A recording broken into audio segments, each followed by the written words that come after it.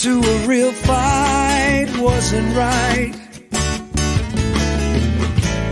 Where can she dream here? Took a hold of her life. A new intro. It's about damn time, right? Well, yeah, you're right.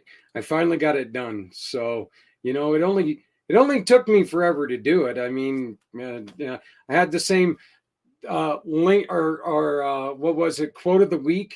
It was only the same quote of the week for the last 6 months. Yeesh. So anyway, hey everybody, my name is Zach, president and founder, Community Pay It Forward, Community Dare to Care, and the PAC channels. Yeah. So, you just had a black screen, huh, Daniel? Oh boy. Oh, okay. Now clocks. Good. Got it. So yeah, we want to welcome you to the show. It is our mid-month fundraiser for rescue residents. And if you guys were unable to join us the first Wednesday of the month, which was ironically, I believe it was the first, you're going to learn a lot of really cool things about this organization. We're here with the founder of the organization, Daniel Bello, and of course, Stephanie Samos, the goddess of the grape. Every time that you use the QR code, this QR code right here, every time that you use that, 10% of your purchase of any One Hope wine will go to their program. So, and you will be learning more about the program. One of the other new additions that we've got is we are being joined on two new networks. We're being joined on Stephanie Samos' page. Hello, everybody. My name is Zach. Your beautiful host will be with you in just a moment. And we are also being joined on the YouTube channel of Rescue Residents. So for those of you who do not know me, I run a company called Community Pay It Forward. And what we do is we try to help people simply by asking you to shop with our local partner, or with our small to medium partners all over the world. They give us a referral, and that referral percentage of it goes to causes that you love and support. So we are, as soon as this portion of the show is done, we're going to be playing an hour of the 22-hour podcast, the 22-hour podcast about veteran suicide. And this was a very, very busy hour. I kept it going a little bit because we've got our great friends at Healing Warriors. Janet is going to be on, Scott O'Sullivan, who you just saw the new spot for. We also have Mr. Z and more coming on right after the first segment here. So we have got just so much going on. And so I'm going to shut my mouth now, and I'm going to bring on the real reason why people would actually come onto this show. The goddess of the grape, Mrs. Stephanie Samos. Hey, Steph, how you doing? I'm doing great, Zach. Glad to be here. How are you? Doing okay. Been an interesting week. Same here. But I'm really excited to hear from Daniel. Little interesting week. I can no longer say I've never had COVID. So, but thing is, it actually, I got lucky. The only thing that I've suffered with is due to my constant migraine headaches and the sinus pressure. That was terrible. That was something that I'd really rather never have to deal with again. But other than that, it's been really quite okay. So I hope you feel better. Well, I'm glad you're here. Yeah, I'm getting better every day, and I'm definitely on the other side of it, but we'll get through this. So, and how are you feeling, Mommy? I'm chugging right along, just like you said before, we got to keep moving, got to keep, the show must go on, right? So here we are. Thank you for asking. Other people need our help, so we're going to continue to do what we're doing. So why don't you go on ahead and do us the honor, since you introduced him to me, and introduce our guest, please. So excited to have Daniel Ballou and Rescue Residents on the show tonight. I've been working with them for quite some time now, and it's just so cool to see the progress that the organization is making. So, but I don't want to say too much. I want him to share. So let's bring him on. And bam, and there he is. Hello. How you doing, Daniel? Good. So just finishing up the workday here. I'm still an active duty Marine, so I'm actually at the schoolhouse using my a space that's not being used today. So I'm sitting up here, just kind of getting a chance to get on here and not be driving this time. So I didn't want to end up with the whole truck situation like last time. So I figured I'd make sure to set it up and go through this here today, and then I'll probably watch the second half on my drive home. So, how are you guys doing? Are you guys part of it? Are you guys still buried under snow, or? Oh, no. Yeah, no, that's like a 1-day thing. So yeah, the town of 29 Palms did get a pretty good amount of snow this year for the first time in quite a while. They'll get snow every couple of years, but it's usually really, really light. This was these were big flakes. I grew up in an area that gets snow, and there was some sizable flakes. So it stuck for a couple hours. That was about it. Well, I know that I've been watching the news, and I've been seeing places there in California where people, it's just going to take them quite a while to dig their way out of it. And so you've kind of been on my mind in that aspect. And I've been meaning to reach out and make sure that you were okay. But of course, I've got, my own cross to bear right now. So it was like I didn't want to give you a computer virus by hooking up with you. No, that was terrible. Yeah. No. Around here, it's high desert. So even when it does snow, it's usually sticks a day or two and then it's gone. I have family in the Pacific Northwest that did get hit pretty hard with a winter storm compared to what they normally get. So that's been an interesting one, keeping up with everybody who is and it's definitely one of those, it's late. It's like mid-March. What are we doing? We're still dumping snow like this. So it's interesting. Yeah. I was just telling Stephanie that there's times that we just get surprised. And I remember a couple of years ago, 3rd of July, and we got one of the heaviest snows we ever had. And it was heavy enough to where it was tearing. It was pulling in roofs and knocking huge limbs of trees down and stuff like that. And it was shocking that, we're sitting there and we had been through a week of 90, degree weather. And then all of a sudden, we're in a blizzard and people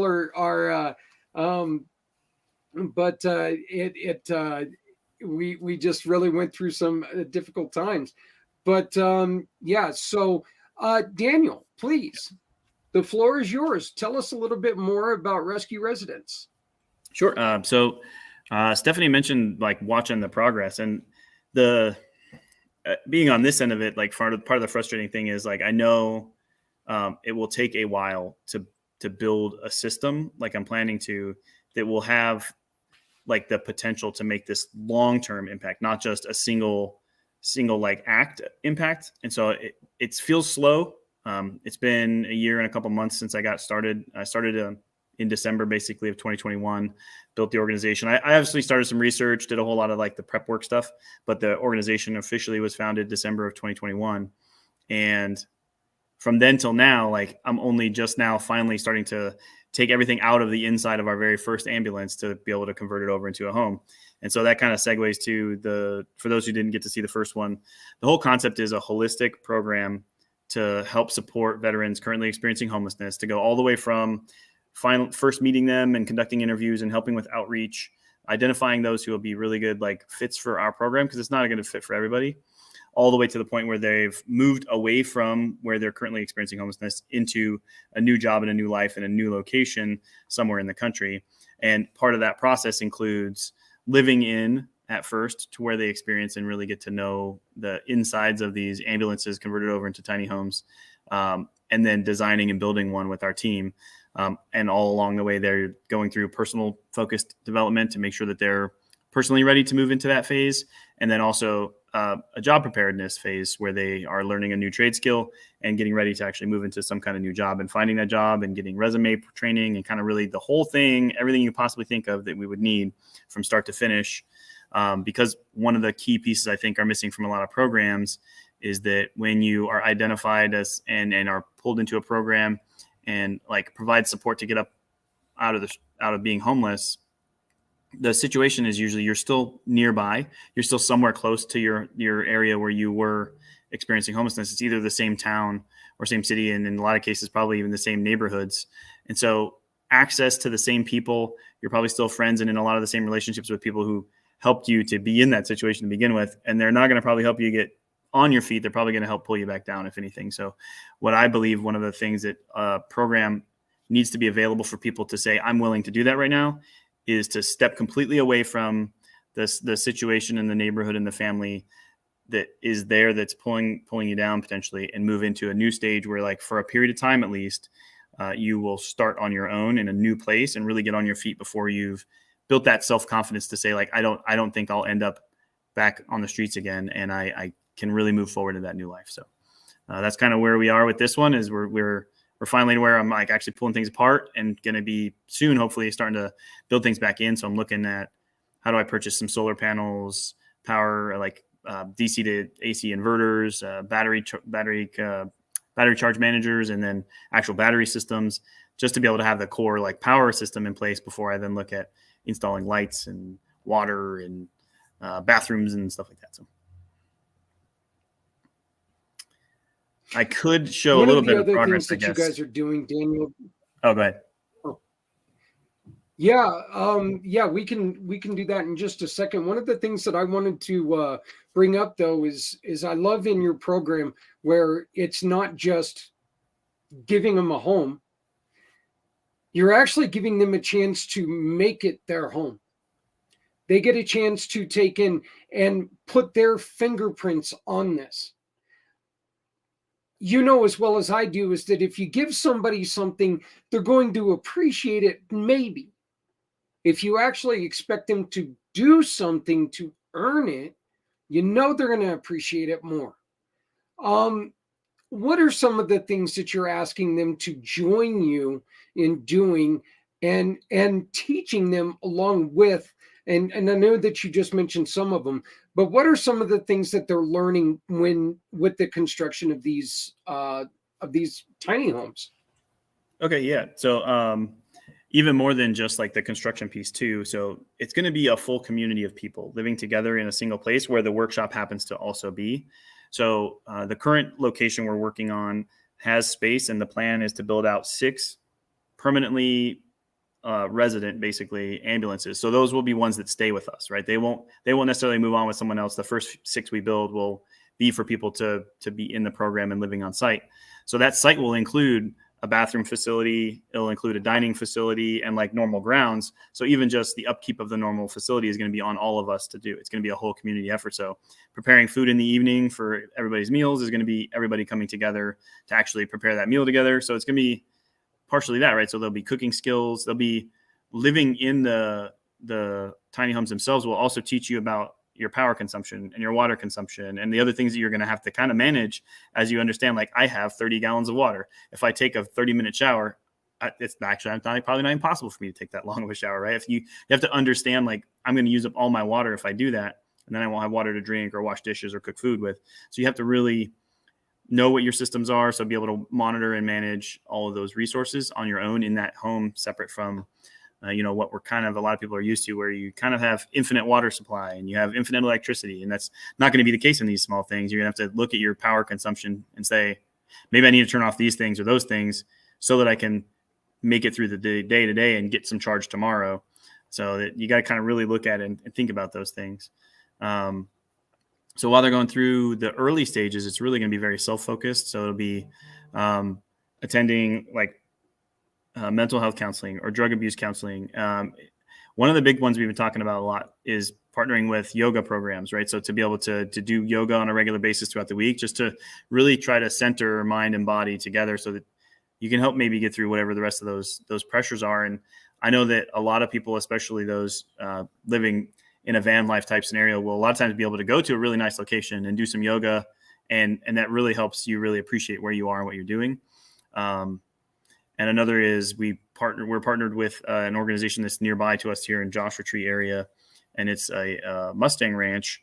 And he does a lot of equine therapy for people who are dealing with any kind of trauma, and that connection that they establish with those horses really helps them get through the challenges they're facing in their own personal life. So beyond just the trade skills and the experience of living in it, just being around people, we're going to have weekly sessions where they produce like a recorded video interview that will be published to YouTube to kind of tell their story for the week, what it was they did, what they've been working on, challenges they've been facing.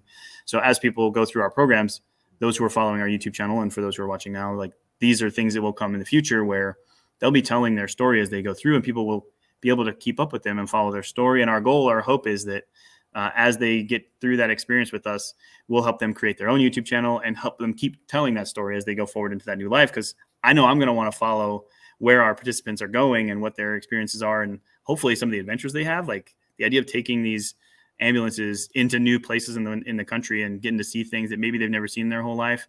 We can all go with them on that adventure is just something that excites the heck out of me. So stuff like that, they're going to get those real tangible trade skills. But I think a lot of it's those personal relationships they're going to get with the people who are going to be a part of our program as participants, but also those kind of like working to help build the system, and then those who are just supporting us for specific training. So I think they'll be able to get a lot out of all of those things. You know, the first thought that I hear a lot is people are saying, well, an ambulance isn't very big. Man, I was an over-the-road trucker. Okay. And I lived in the back of a truck.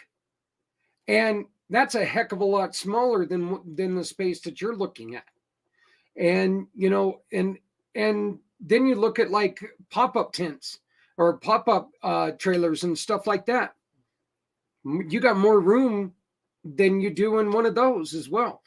This is actually an opportunity to really do something and to create something. And you've got a couple examples of other people's work, as you said in the last show, but you got a couple examples right there on your website of what can be done. And I think they're beautiful. I think that it's so innovative, and I think it's wonderful. And I mean, the possibilities are really endless, aren't they? Yeah. And like, so to the size piece first, right? So it was a very key consideration as I went through the feasibility as to whether or not this even made sense as a program, like, and the long-term longevity of it. So for veterans experiencing homelessness, they can receive support in order to pay for housing through a program called HUD-VASH, right? So it's a partnership between the VA and HUD. So they can receive a voucher to basically pay for some housing anywhere that will accept those HUD-VASH vouchers. So one of my key concerns was, is this supportable for us long-term to be able to run a program where while participants are with us and living in our spaces and living inside an ambulance, can they still receive HUD-VASH vouchers to be able to pay for living on our site? And then hopefully potentially to continue to help them have funds to pay off whatever's left for building out their ambulance, and then potentially to pay for campground spots or wherever else they are as they're getting themselves really set up. So one of the kind of key pieces of this is there's a chart right there, like the way the VA or anything government does. Here's all the categories of size and chart, and this category pays out this. So one of those things is a single room occupancy. And that concept basically would be like a dorm room in college, or if you were looking at like you had a motel space and they're small and you wanted to get all of those rooms or something along those lines, then those are considered single room occupancy. And then some of the guidelines for me was like, for every 6 of those rooms, there also needs to be like a common use shower and toilet. So there's like, so for each of the 6 rooms you have, you'd have to have at least 1 toilet and 1 shower. So like a dorm room, a lot of times they don't have their own bathroom and shower. So there's single room space, just basically your bed, probably like a closet or something, right? And then they would have those shared bathroom facilities. So the minimum square footage to qualify as single room occupancy is 110 square feet. So that's a pretty small amount of space. So the smallest ambulances, then the category that we're looking at being able to pull from retirement, is 112 square feet. So they just make it over what would normally be considered single room occupancy. And we'll also still be planning to build in some kind of a camping toilet. My personal recommendation is to do composting toilets, but there's other options. And that's going to be one of those features that they can kind of choose. Are you someone who wants to have a tank that you got to deal with finding a place to dump it? Or do you want to have, a composting toilet that you can pretty much dump anywhere where it's green? So, and then they'll also have a small shower space. So if you really need to, you can take a shower. They'll have options to either build the space and take up square footage inside with shower, or set it all up so that you could have an outside shower space. Just depends on where you're going. If you're going to, northern Michigan, outside shower, probably not a good option. So we can kind of look at those things. Right? Come on. And then the second part of what you said. So you said size, and then something about just like how nice these can be, right? So the idea of it being really, really nice spaces. So I have options, and I think most people would kind of want us to lean towards make it a livable space for the cheapest amount possible. Like, it doesn't matter, as long as you can get someone off the streets and into a space, that's really what we should be going for. But what I don't want this to be is basically just moving from one tent on a street into a compound in basically what is a tent. And I want these to be nice spaces. I want this to be a space that you could see the potential in when you're staying in ours, so that they then make solid choices when they're designing out their own as well. And yeah, you can absolutely put really nice stove oven combos. If for you, absolutely cooking a pizza every single week inside your oven, inside your thing is a requirement, then we make sure that the oven takes up some space, and maybe we figure out how to do trade space to other things. So maybe you don't need as big of a sink. You must have the oven. You can have to have a smaller sink. Like, these are choices they're going to get to make. And I think these are things that people who are learning to kind of come back from what they're dealing with, having been someone who's been through it, making these kinds of decisions as you go through that and owning your own future is a huge step to really moving into that next stage in their life. Okay. You said that you had a video that you'd like to share with us. Yeah, so it's kind of two, because I clicked on the wrong one when we were talking earlier, because I saw live drone footage, or my drone footage stuff from some of the events I attend. So I go to Love Local CV and other local events to kind of talk about our mission and what it is we're doing. And I fly the drone every once in a while. And I got some footage of basically after I'd put the awning on, but it still had not been wrapped. And then this last weekend, I was able to get one where it was wrapped. So I can pull those up and show them pretty quick. I think if I do, it's probably going to do some weird choppy stuff here in a second. Share screen. So this is probably, like I said, it's gonna get weird. We'll do that. Hit share, and I'm gonna play this. So this is some drone footage. You're probably seeing it like the tab, so I can probably go full screen. How's that look? Looks great. Okay, so yeah, this is just flying the drone around at a local event. So you can see this was for Veterans Day in November. They had military trucks out there from the Patton Museum, which was super cool. And so this was what the ambulance looked like. I think, let me see if I can find where. So this is a pretty good shot of it. And it's still unwrapped. I had started putting some vinyl on the front ends there, but it pretty much just looks like an ambulance where I had stripped most of the logos and stuff off of it. So it is still the standard base white color, and then had those gray stripes on it, which were all paint. And that is basically what it looked like when I got it, except it had a lot of decals. And anybody who's watching off of our channel or has come over from any of the like popular ambulance build channels, taking decals off of an ambulance, they know, like, is a difficult task. It is way harder than you would think. Like, it's not just scraping off a couple stickers. Generally, they are very well stuck on. There are lots of different strategies, and none of them are great. They are all very challenging and difficult. You can still see some yellow striping along the back there. So that was some of the original stuff. So I'm going to pause that one so you can kind of see what's got going on there. Actually, it might even do the other side so you can see where some of the logo stuff was. I think we go around the other side. It still had some logos on it at this point, I think, a little bit on the far side. So this is the location too, by the way. So this is in Indian Wells in Southern California. They were out there for a big show. These are all Corvettes that I was doing some flyby on there. So you can see some of that too.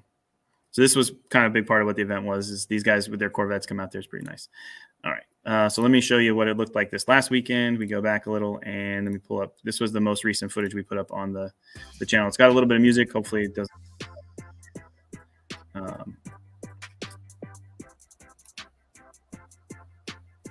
Sorry, keep flipping back and forth. So this is overall the event, and then there's some decent footage of the ambulance itself as it goes. Let me see if I can figure out where that's at. It's getting there. So that's what it looks like now. Oh, wow. Looking pretty good.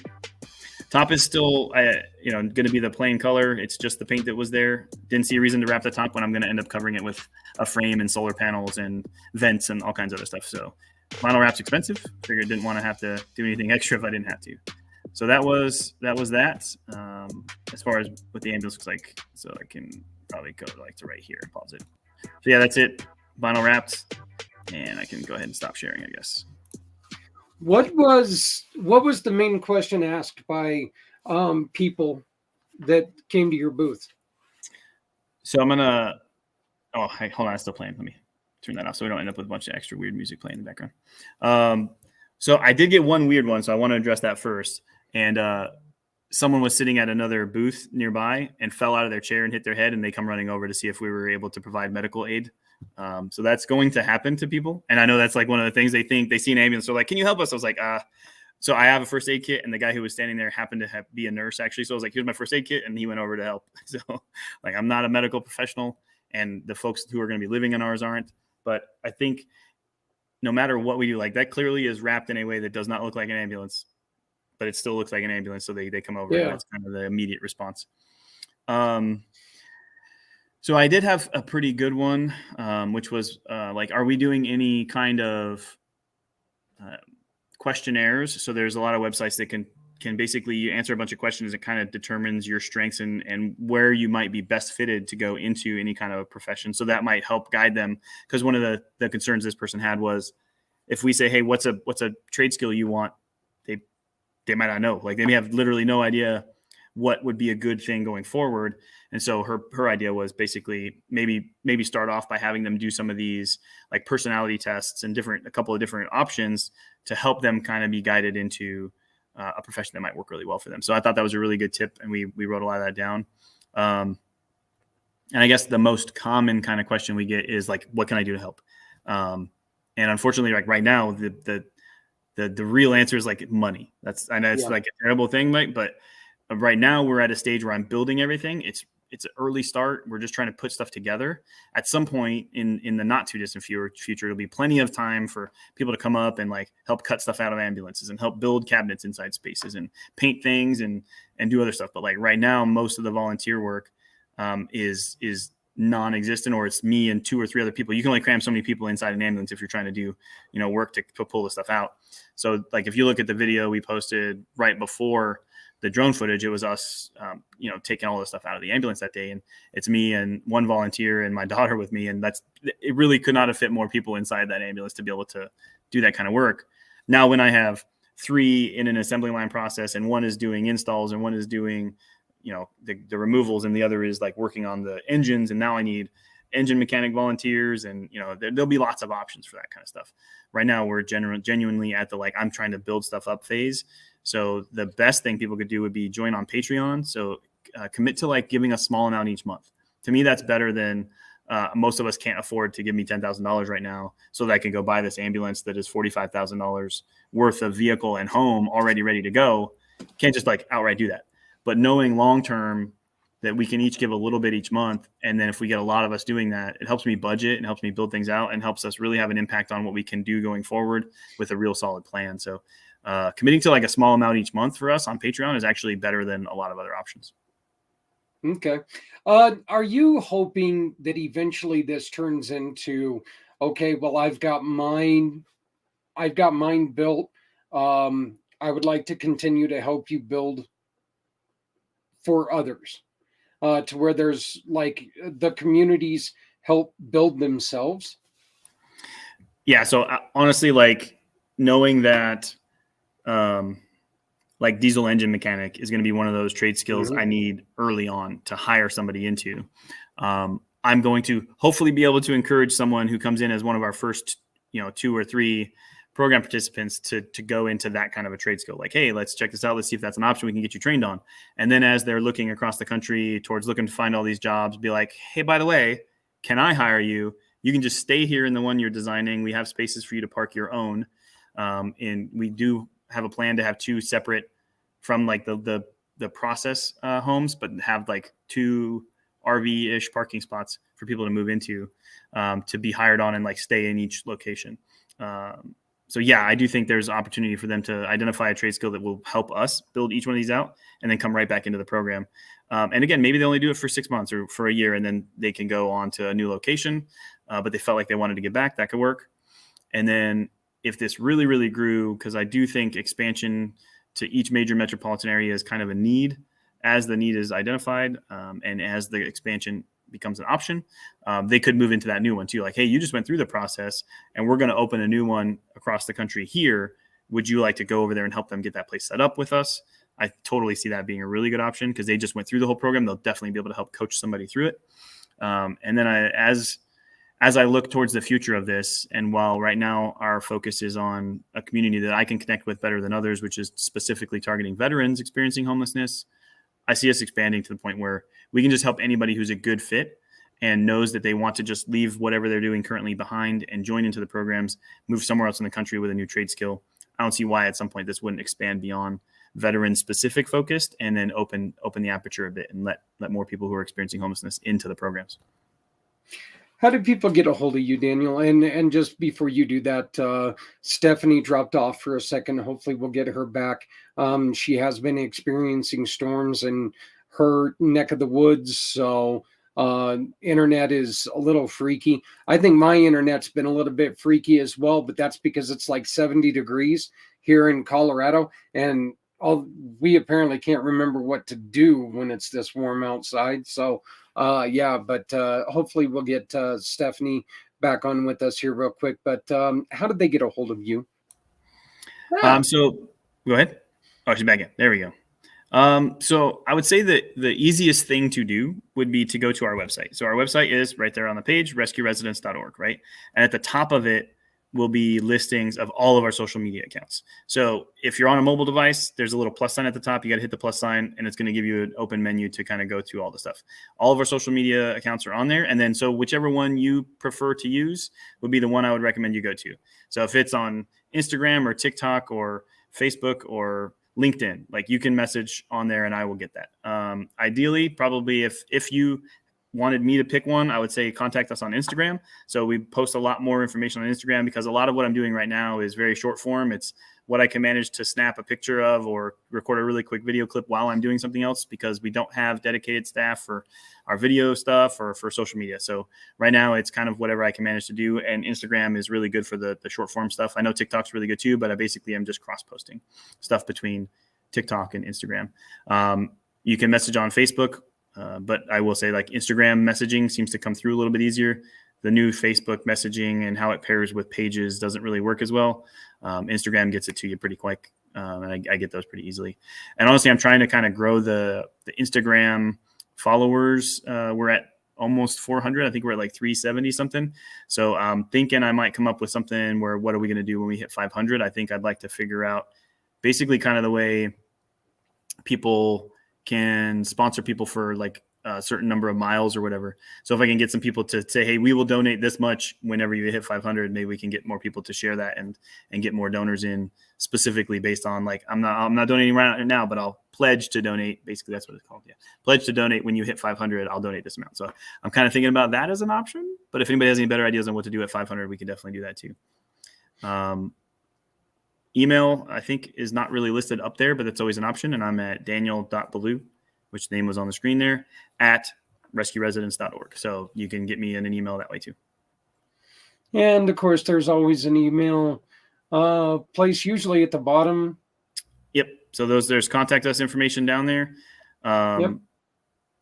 It's got the information there about our EIN and everything else too. So if you're looking for us on other platforms, that's usually one of the easiest ways. Sometimes when you do the search, it's hard to find certain organizations, but EIN pretty much always comes up if you use Benevity or Network for Good or any of the other ones, like when you were looking on when it was still around, Amazon Smile, but that no longer is an option. So no, I did not know that. So learn something. As of I think March 5th or something like that, Amazon Smile stopped functioning the way that it was before. Amazon wants to kind of dedicate themselves to specific categories of support that they feel are important, rather than letting people choose their own nonprofit support. I won't state my specific personal opinion on what. I will. Community Pay It Forward will always let you choose your own. So I'm just going to say that right now. We'll always let you tell us who you support. I don't want to ever tell you who we support. We want you to always tell us. So one of the other huge things that people can do, Daniel, is join this right here. Correct? Join the supporters. Uh-oh. Well, I lost both of you right now. I lost everybody, Stephanie. I don't know what's going on. I'm so sorry. Winds in the mountains after 10 inches of snow, and it's been a fun journey. So, rescue residents, it's incredible to see the journey. I've been following them for a while, and to see, we're going to get our first ambulance, and seeing them, on the drive all the way there. And just hearing how he said in our last live, like, an ambulance was saving people in their first life, and now they'll be saving people in the second life. And that stuck with me, the way he explained that. I was like, that's so true, and funny that the woman came over looking for first aid at the event. It's the truth. So it's really cool to see their progress, and really cool that we get to highlight these smaller organizations. So Amazon Smile can go ahead and do what they want, but that's why I'm glad we've teamed up, Zach, because we get to choose who we bring on the show every month to highlight, to get their word out. And, that makes all the difference, is just sharing their stories. So really cool. Welcome back. I think this is like a whack-a-mole version of our show this month. Yeah. I'm going to disappear. You're going to disappear, whatever. Well, we'll finish up this segment whenever it gets finished up, but we'll get it done in time. Stephanie, did you please ask any questions you have? My goodness. So what's next? Like, is there anything, in your mind that you're like, ooh, over the next year? I know you just spoke about what you've accomplished over the last year, but over the next year, I'd love to be like, at X. And obviously we all know you need monetary donations to get there, but like, is there a goal in mind? Yeah. So I set like one fundraising goal. So I'm a part of a couple of different, learning about fundraising groups. And, setting a good, so y'all maybe know this, like setting a SMART goal, right? So it's specific, measurable, all that stuff.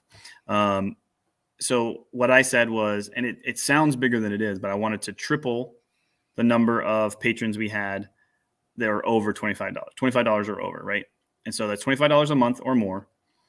Well, we only have 7, right? So getting 21 people in the next year, while with the help of the rest of the board and everybody else, and them understanding that that's the goal, is reasonable, right? And it's timely and it's measurable, and it's like a very specific amount. But when you say I want to triple the number of like larger donors each month, that sounds bigger, right? So it's reasonable still, but also like is a motivating kind of goal. So that's one, would be to triple the number of $25 or more sponsors on Patreon. But like as far as the programs itself, for me, I see us having 2 ambulances converted over by the end of the year on site, and able to really bring 2 people into the programs by the end of the year. It's a bit ambitious. I know that's going to be hard, but like reasonably, I have one that we're in the process of converting ourselves by hand and doing the work and learning and practicing. How do I get all the parts and everything? But I also have options right now on getting one at a really, really great price that is already ready to go. So if I could manage to either close that deal or find a deal like it, where I've built one from scratch, but I've also managed to get one and put it on the property, so that we can have people start moving into the program and learning about what it is that we need to do in order to support them. That would be huge.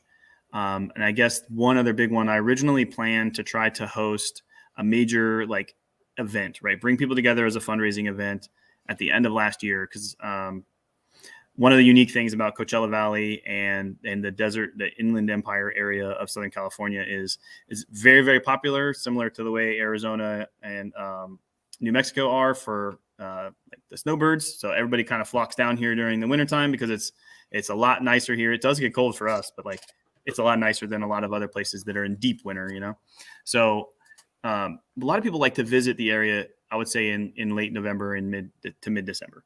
So I was trying to host a major event as a fundraiser for us in December, which would basically each year represent also our normal birthday, since we did come around in December of 2021. So I can kind of celebrate that at the same time. Functions as a fundraiser, but also Tiny Fest just happened in Del Mar, San Diego, California this last weekend. And so Tiny Fest is an example of the kind of van life, tiny home community events that happen nationally all over the place all the time. Tiny Fest is focused on primarily the tiny home builds that are transportable. So it's a full trailer mount, basically kind of works like a travel trailer, but is designed really much like a home, like a real home. And so you could kind of park it on a property and it stays there forever. So Tiny Fest is one with that as the focus of the event. So they're the kind of highlight, the builds that are that way. They're the ones they show. There's Schoolypalooza that happens in Arizona, which is focused on like school bus builds. So if you take a school bus and convert it over to a tiny home, that's like the focus of that event. Everybody who has one absolutely plans on going to that one that year. Well, if you look, like I've scrounged, I've asked everybody, there's not one like Schoolypalooza or Tiny Fest where the focus is on ambulance builds. And people say like, hey, if I have an ambulance, I know I'm going to that one every year. And so not only does this help us as a fundraiser, but because that's the thing that we're doing, it just kind of makes sense that we could host that event for the country every year, where everybody could come down early in December and celebrate like their ambulances. We let the new builds that people have built over the last year be the highlight of the event, show our builds off, and like inspire each other to come up with new ideas for how we can build these even better. Our participants would be coming to these events. They would be a part of what it is that we're doing. And it just seems like if I could manage to still make even a small scale one, if I got 4 people with their ambulances to come and sit next to our 1 or 2 that we managed to have by the end of the year and show like, this is things they're doing. This is the kind of stuff we built. Wow, look at the way they did that. And maybe it inspires our team as we're building it to try that thing in the next build. I think that could be a big deal. So I want to see musicians there and comedians. I want to have Q&A panels with people who've done the builds themselves and people who are working in the homeless support sphere and in the veteran support sphere. Everybody who's a parts of the communities we're interfacing with coming in and showing and talking about what they've done over the last year and having Q&A panels about how do we do better? How do we go forward? So I think that would be huge for me to be able to manage to still plan that all out. But with everything else that I'm juggling, planning a major event like that is hard to do when you're on your own kind of. So maybe some more board help and some volunteers for event planning too. I love those goals though. And really it's 1 to 2 more, sponsors per month, is the goal. And that's a realistic goal. And that's going to help you plan out for all these expenses. So if you miss that part of the show, this is what's really going to help them monetarily plan out the next phase of their builds for these veterans. So really awesome. Daniel, I know you said you had to hit the road in a little bit, so feel free. But thank you for being here. Yeah, I'm going to stay on as long as y'all want to keep me on. And then I think as we transition to the other hour, as you mentioned, of the video stuff, I'll probably switch and then come in and watch live or listen. I'll listen live while I'm driving. I'm not going to be watching, but I'll listen. Yeah, that's perfect. We'll leave you on, and if you have any questions, please feel free to ask. But we're going to turn it over to Stephanie to do her wonderful portion of this show, and she's now the entertainment. So, but Daniel, thank you for what you're doing. Keep up the great work, man. I think that I said it before. I've said it every time I've talked to you. I love what you're doing. I truly hope that you and I can work together, after this, because I think that I want to be any small part of what you're doing that we can be. We want to support things like what you're doing. I think that you're offering more than just hope. I think you're offering hope, health, job, career, and life, to people. So congratulations on what you've accomplished and everything that you're going to accomplish. Thank you. Yeah, I look forward to working together. I know that what you're trying to do on a greater scale too has the potential for the impact across multiple communities, trying to make this kind of difference too.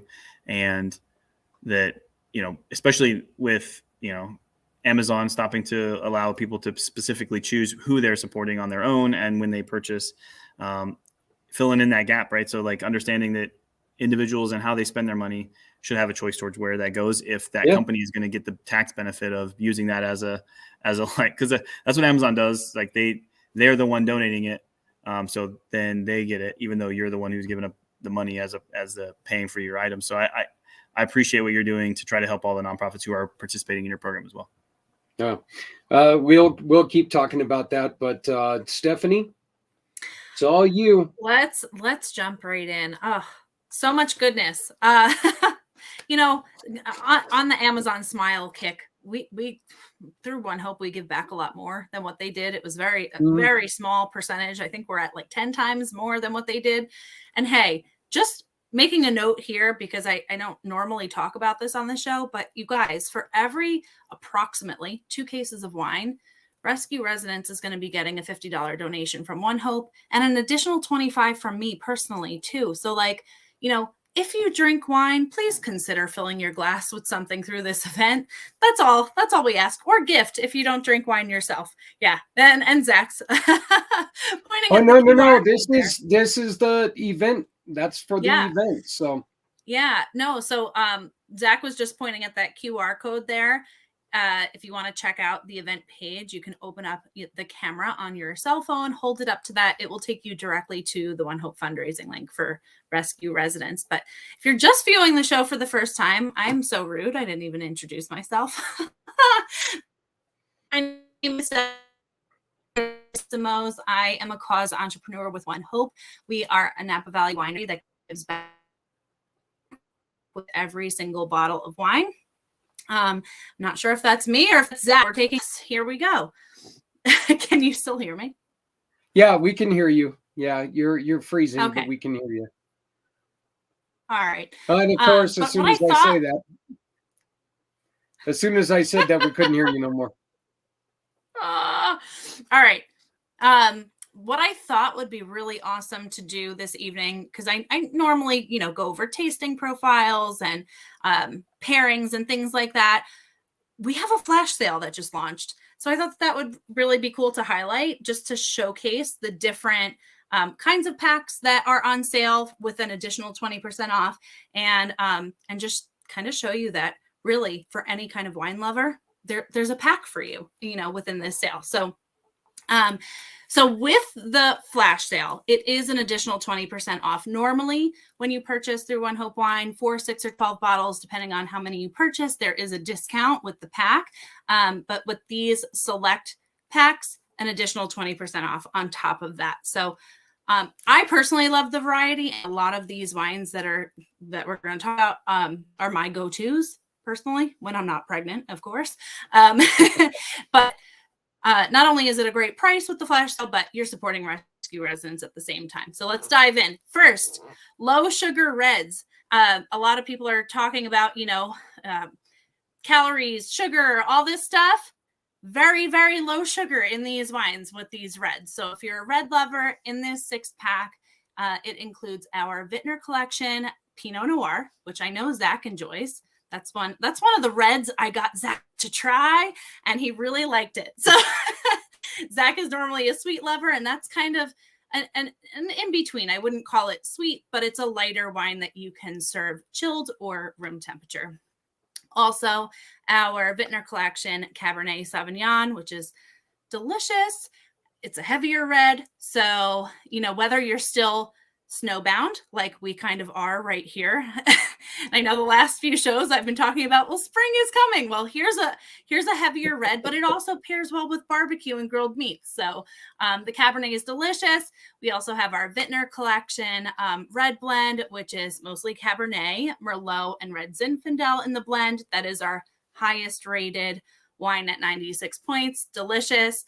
And you're getting some reserves in this pack, which is awesome because you get to try different collections. So you're getting our Monterey County Reserve Pinot Noir, our Paso Robles Reserve Cabernet Sauvignon, which if you like a really bold, heavy cab, delicious. That's one of my best sellers for the cab lovers. And one of my personal favorites, our Hospitality Collection Red Blend. So you should try 3 collections in this pack.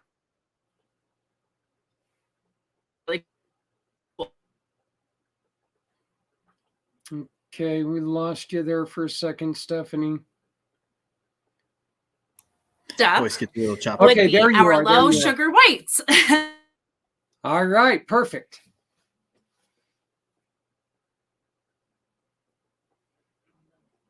Oh, this weather is killing us. We got the picture switch at least, right? So I mean, Yep, you can yep. see what we're looking at now. Got the low sugar whites. Yep, So I know yep. that on our end, my wife definitely likes the white wines a little bit better, like the sweeter whites or whatever. And for me, like I kind of mentioned in the chat too, that so I'm always eating keto or kind of really keeping the carbs as low as I possibly can. So I didn't even know that they had the low sugar options. So I'm kind of interested in having to look at these when I get a chance to get home and stop and actually take a look at what the low sugar options are out there. So, all right, Stephanie, we've got you back. Thanks for covering my back, guys. I was just saying before, and then Daniel got kicked off. Like, we've had 10 inches of snow in the last 2 days, and high winds. We're like, there's power outages and all kinds of things going on. So I was afraid this would happen, but here we go. Let's continue. We're going to get through this. I promise. So the second pack would be our low sugar whites. So again, you get the 6-pack discount, the additional 20% off with the flash sale. You get the Vintner Collection Pinot Grigio, which is our driest white, delicious. The Vintner Collection California Sauvignon Blanc. That one has a little bit of a hint of sweetness over that Pinot Grigio. The Sonoma Coast Reserve Chardonnay. So again, you're getting some delicious reserves in this pack to try also. Arroyo Seco Chardonnay. The Rutherford Estate Sauvignon Blanc. This one is special because those grapes are grown actually at our property in Napa. We're not sourcing those grapes, so that, hence the name, but that one is delicious. And also our Sonoma Coast Rosé, which I find to be a drier rosé, but that one is also really great. So low sugar whites, that's your go-to if you are, a white drinker. I know this next one, Zach is going to be eyeing because he likes the sweet wines. But we've got our California Moscato sparkling wine. We've got our almond sparkling. And if you haven't tried that, man, it pairs well with a really good brunch. It's one of those bubblies that are really delicious for brunch time or, paired with dessert after a good dinner. So our Vintner Collection Sparkling Brut, which we talk about here a lot. That's the one that we were just talking about pairing and pouring into the margarita wines the last time. But the bubbly is great on its own. It's good in a mimosa with your favorite juice. It's kind of one of those versatile, you want to have some at home just in case. Also a great gift. The Frizzante red wine, which Zach, I know you tried and you enjoyed. Yes. Yeah. That was one of the first ones I did try. So, and that one's been a hit for the sweet lovers. I would say, aside from that port dessert wine that we'll talk about in a second, I want to say that is probably our sweetest red right now. Then we also have the Moscato, which I know you both like those Moscatos, both of you. And Daniel, I know you guys tried that dessert wine, that port style dessert wine. I remember saying just a little bit because it is a heavier port style dessert wine. So it's super, super sweet, but it's one of those where, I mean, personally, I don't fill up the whole glass. Like you take just a little bit of that one and you're good to go. So that's the sweet 6-pack. So if you're the sweet lover, definitely check those out. I love the almond because I find that one's a little bit different than what you're normally used to. So next up is our award-winning 6-pack. So if you're new to One Hope, definitely want to try some of these. Our Vintner Collection, which I'll talk about next. You know what? I'll go back to that in a second. So our award-winning 6-pack, again, you're getting a reserve in here and some of our hospitality. So the Sparkling Brut, again, is in this one. Our Vintner Collection Pinot Noir, once again, really versatile with pairing with all different foods, that one. Our Red Blend, which is our highest rated wine, is in that. Our Vintner Collection Chardonnay is in this pack too. And what I like to mention about our Chardonnay is that it's barreled in stainless steel and then finished in oak. So it might be a little bit more fruit forward than most Chardonnays that you're used to. So if you normally don't drink Chardonnay, you might want to just give that a try because it's a little bit different. One of my personal favorites are Hospitality Collection Red Blend. And you're also getting the Monterey County Reserve Pinot Noir with that 4th award-winning 6-pack. So this would be one, and like you said, this would be a great one for somebody who's never shopped with One Hope to get started with, because there's a little bit of everything in here. Red, white. There's a little bit of everything in there. So I would say between the award-winning pack, because all of those are award-winning Napa wines in that pack, or the bestsellers pack, which I'm going to talk about next. One or the other. I feel like you're getting kind of a variety, and you're getting reds and whites in those boxes too. And the bestsellers pack, which is it's all the Vintner collection. And that's normally what I would serve for a tasting too, because it's approachable. It's like an introductory collection, but it's got something for every palate, I find, in that collection. So it's really, I like to say approachable, but Zach makes fun of me. He's like, we don't talk about beer as approachable. But with the bestsellers pack, like you can see, we've got the red blend, the sparkling brut, the Chardonnay. You've got a rosé in there. I'm going to talk about warm weather again, Zach, because I just want it to come sooner than it is. The Cabernet Sauvignon and the Pinot Grigio. So that's a really, versatile pack if you're completely brand new and you just want to try some wine. I will say, though, if you tend to like super sweet wine, like Moscato, this is probably not your best option. But if you're okay with wines being not super sweet, this gives you a nice variety. Well, and I would never make fun of you. I just don't think I want to have to sneak up on my wine to drink it. So, I'm kind of a big old fat guy, so I don't sneak up on things very well. So, No, I was just saying, listen, I'm a mom that likes to fundraise. I like to give back and support these organizations. I am by no means a sommelier, but I have personally sampled through these wines myself before this baby, and just in order, it's market research to be able to give the best feedback. There you go. Right, there you go. I'm doing it now. It's part when of the job. I don't have COVID. I'm doing it now. And we're going to wrap up with our founders' favorites. And this is a 12-pack. Wow. There is a lot in this one, you guys. Yeah, there is. The Vintner collection to reserves. You've got a couple of different collections in this. You also have some beautiful shimmer bottles that are great for a fun celebration or to gift also. So it's really cool that one gets included in that. So what you have in this 12-pack is our Vintner Collection Sauvignon Blanc, our Vintner Collection Rosé, our Vintner Collection Pinot Noir, the Hospitality Collection Cabernet Sauvignon, our Arroyo Seco Chardonnay, the Sonoma Coast Chardonnay, the Rutherford Estate Sauvignon Blanc, Monterey County Reserve Pinot Noir. You get that Paso Robles Reserve Cabernet. And I know I've mentioned a bunch of these in the previous packs, but this kind of brings it all together where you're getting, a really good variety. You have the Frizzante red wine, which is that sweeter red. It's not a bubbly, it's more of a fizz. And then you also have the shimmers. So you have the Brut Sparkling Rosé Pink Shimmer and the California Brut Sparkling Wine Gold Shimmer Edition in that, which, they're beautiful bottles. Even when they're empty, I save them. They could be a vase or something. They're nice to keep around. So that's our Founders Favorites 12-pack. You get the 20% off of a 12-pack that you normally would, plus an additional 20% off with the flash sale. So. Yep, and our yellow shimmer bottle is upstairs displayed in our China hutch. So, see, but it's memories too. So that's awesome. So, but One thing about wine is that it reminds you of the people you were with, the places you visited, how you felt that day. So it's really cool that you guys kept that. Oh, so exciting.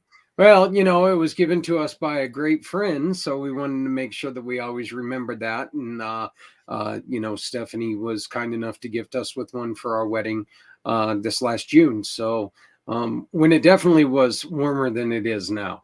So, but anyway, so Stephanie, of course, people can always get a hold of you to find out more about these wines and more.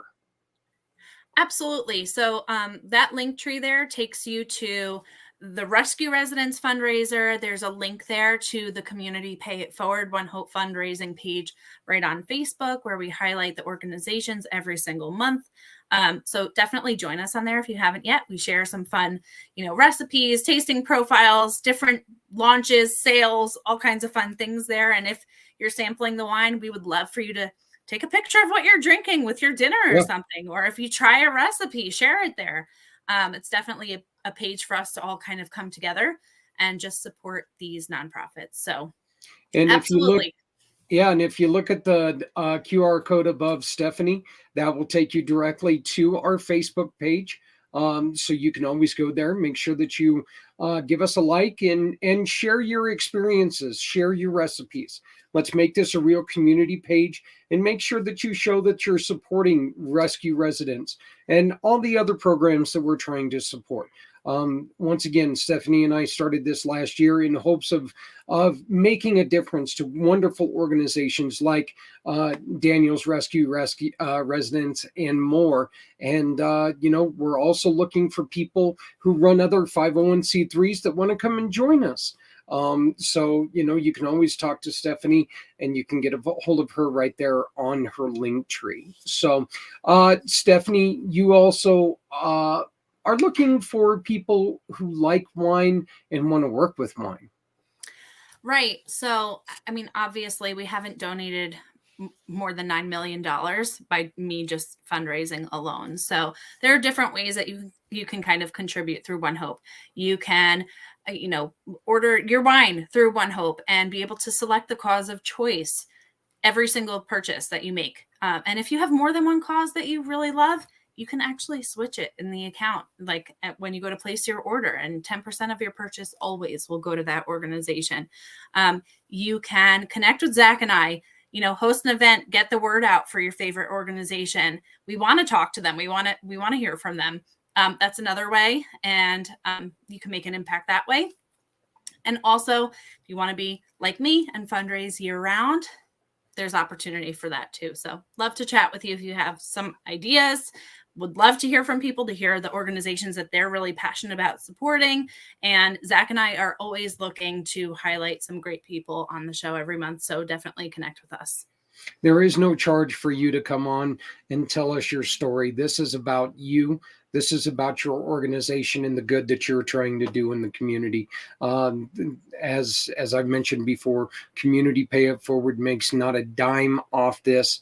Stephanie is donating an extra $25 for every $50 sold. So, come on, we're really trying to help other people. So if you know anybody with a good heart, with a great heart, that's looking to get the word out a little bit, have them come on. Have them, like I said, go to above Stephanie's head, that little QR code there, scan that, join the page, and say, hey, I'd like to talk and tell people about our organization, and we'd like your help raising a little bit of money. So we got through it, Stephanie. It was a little bit bouncy, but we got it done.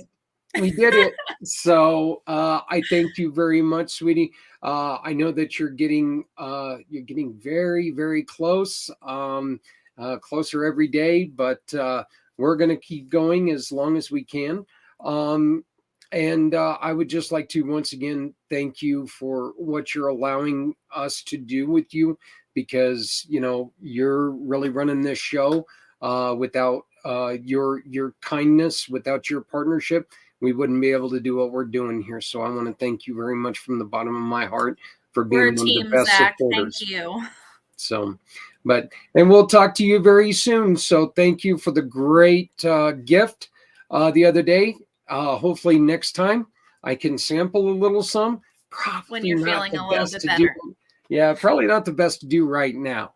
So might forget the COVID for a little bit, but I mean, let's not push it. So definitely join us at the top of the month next month, as we're gonna, we'll be live with another nonprofit organization. So yep, we'll be introducing some more people who really could use your help. So thank you to Daniel and Stephanie. Thank you so very much, and we'll see you next month. Cheers. Goodbye. Again, I cannot thank her enough. Yeah,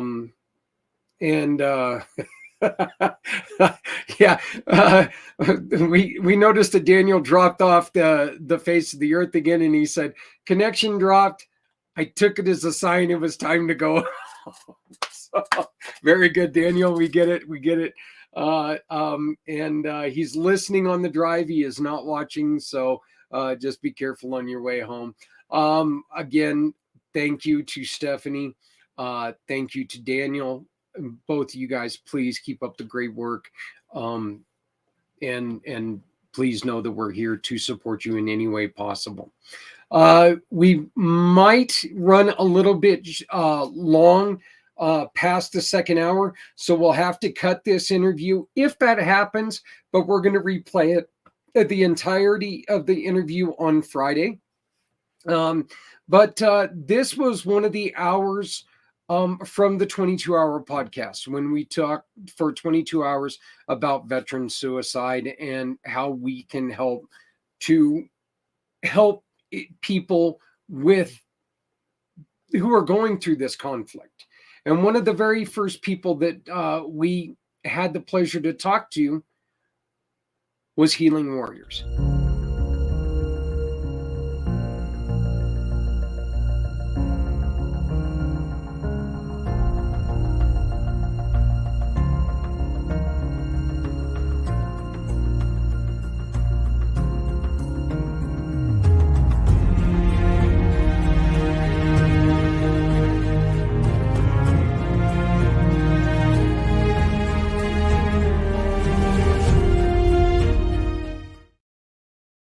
Healing Warriors program.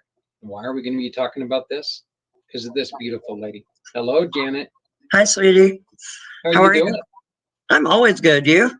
I'm doing good. I don't know what day it is, but I'm doing good. I was going to say, you're still somewhat upright. So, it's like, yay. Yeah. I'm okay now. A little bit earlier, I was starting to fade. I really feeling it. It was like, I kind of got like that. I kind of got like that second wind. Yeah. I don't do coffee, but I got that. So, but yeah. So tell us about Healing Warriors. So Healing Warriors program, we are a veteran nonprofit. We are located in Fort Collins. What we do, our main mission is suicide prevention. So we do that by treating the factors that lead up to suicidal ideation. We treat for other things too, but the main things that we've targeted in on are the things that we really focus on treatment for. And it's all non-narcotic, and it's all at no cost to the veterans, their spouse/partner, and their parents. So we treat for PTSD, for traumatic brain injuries, for interpersonal trauma, for chronic pain, for sleep disorders. That's one of the easiest way to get somebody to come in the door is to ask them if they can sleep, because as well as anybody that veterans have a hard time admitting that they have issues, and or always think that there's other people worse off than them. And that's not what we're about. We're not there to judge. We're there to give you a safe space to heal from anything that you've got going on.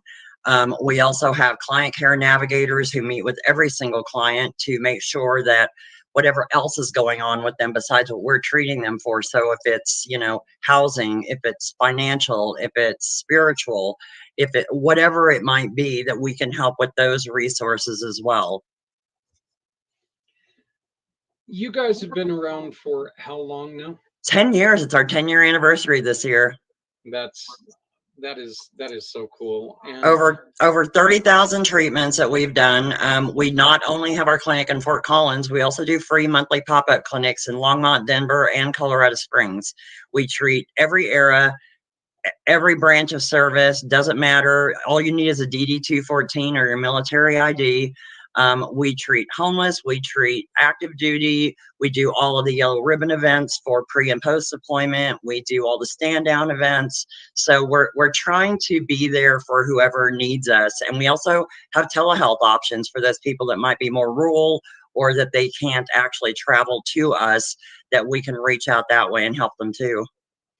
Things are changing due to society, what's going on in society. You guys are adding more programs and more services to people as needed. As an organization, are you guys finding it easy to make these adjustments, or is it kind of like, grab the dashboard and hold on because we don't know what this is going to go like? No, I think we navigate all of ours pretty well, because we don't jump into anything until we are absolutely sure that there have been studies done and that we're not putting anybody at harm when we decide to add something to our program. We don't add different modalities. So the modalities that we do, we are a registered VA vendor as well. So we look at where the VA is traveling in some of these circles as well, so that the people that are going through the VA system can actually get referrals from their VA for us as well. You don't need a referral, but you can get one for acupuncture for our clinic. So because we're non-narcotic, we use modalities that we have a ton of data and efficacy studies that shown the help that acupuncture and cranial sacral work and healing touch does for military veterans, active duty, all of that, because a lot of these programs were brought out by military doctors and nurses to people being brought in off the field, and they were treating them so that they didn't have to, number one, they didn't have easy access to all the narcotics that they were going to need to treat some of these guys. So they had to figure out different methods, and this is what ended up working. So when we bring a new program on, it's after a lot of study and what can we do that integrates with the care that they already have? And so we've added a pre and post surgical series. We've added our cancer series. We have a detox series. We have an immune support series. We have a WIPSIP series, which is a wellness preventative care program for our 60+ veterans. We have lots and lots of programs that we look at, we study, we follow the data, and then we bring it into our place when we know we're ready to handle it. Do you guys have contact with people outside of the Colorado area who are trying to do the same thing? Is there a network within the country where there's a lot of people who are trying to do something similar? Or are you guys really kind of a pilot thing that are, getting other people's eyes on you going, I like this idea? Yeah, part B of what you just said, we really are. We're kind of a pilot program because part of our next phase of operation is going to be our capital campaign to actually get our own building. And in that building will be a training center so that other organizations can figure out how to do what we're doing, to use the integrative modalities that we have in their practices. We don't need to teach them how to do acupuncture, cranial sacral, or healing touch. We need to teach them how to integrate that into their practices and how to do what we do. So that is part of our future plan. And no, unfortunately, there isn't that much of a network out there for what we do. We are in front of a lot of organizations because we've put ourselves in front of them and said, hey, this is what we're doing. This is what we can do to help.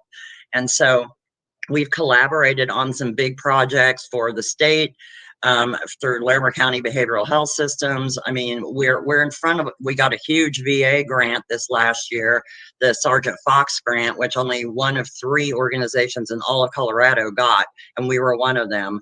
So we're definitely getting in front of the right people and showing them that what we're doing is helping. We're not just talking about it.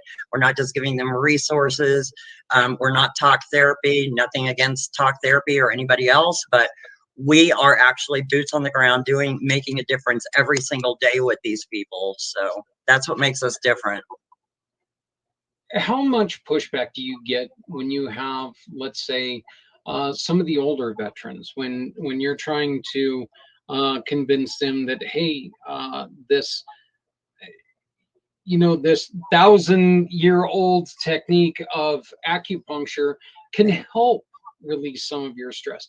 How much kickback do you get from that? So here's the funny part. It's actually less pushback from the older veterans than it is from the younger ones. Really? Because the younger ones grew up in a generation of popping pills and being medicated, and so they look for the other paths. They look for the CBD paths. They look for the cyclamen paths. They look for those paths, and that's what we're not doing. So convincing them is harder sometimes. The younger generation. We have a really good mix, though. We're about I don't remember the absolute stats. We just did we're in the middle of doing our 2022 annual report that will show us kind of what the blend is, but we're about 50-50 on the older veterans to the younger ones. So, I mean, I think it's a good blend. It is harder to convince the younger ones, but word of mouth also travels quicker with the younger ones once we do get them in. The older ones will definitely be more open to trying all of it because, again, they didn't grow up, in that generation of, having to be medicated all the time for something. I mean, pills weren't the thing back then, so they're a little more open, and they've been through a lifetime of trying all the other stuff. So to them, it's kind of like, what the hell, Yeah. It's like, can't hurt me any worse than I already am, So I think I think that's kind of the attitude, though, honestly. Yeah. I would definitely do things that I would have never thought I would do when I was younger. That's for damn sure. So, Sure. it's like, hey, you're gonna stick needles into my skull. It's gonna make me feel better. Yeah, sure. Yeah. Why not?